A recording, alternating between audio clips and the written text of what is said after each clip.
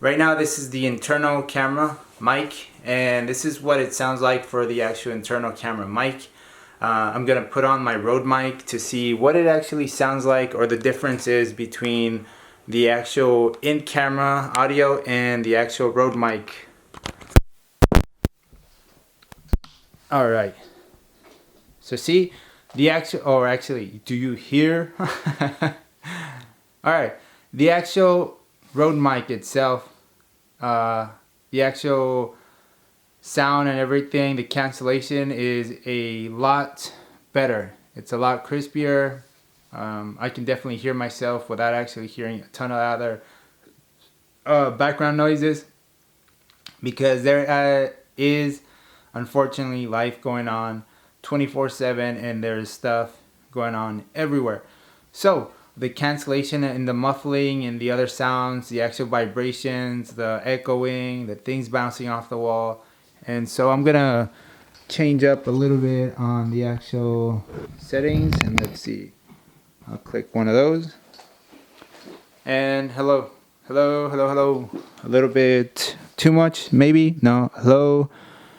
Okay, let's check it out. Let's go.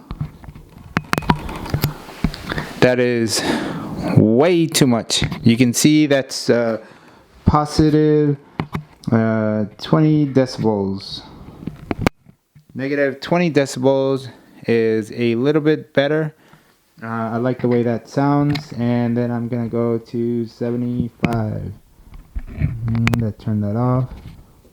That looks and sounds pretty good.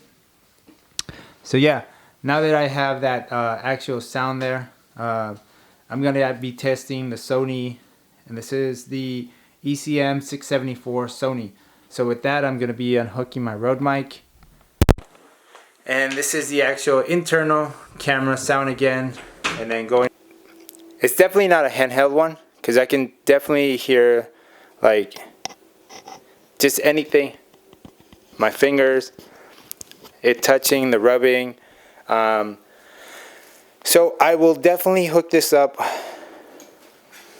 with this light stand. This RA mount is pretty handy. This thing is way better than the Rode mic. I'm gonna give it that. Just the way it is, like having this shotgun mic. It's pretty handy, and I like the benefits of having better quality sound. And I think this is one of the ways that you can actually get better quality sound.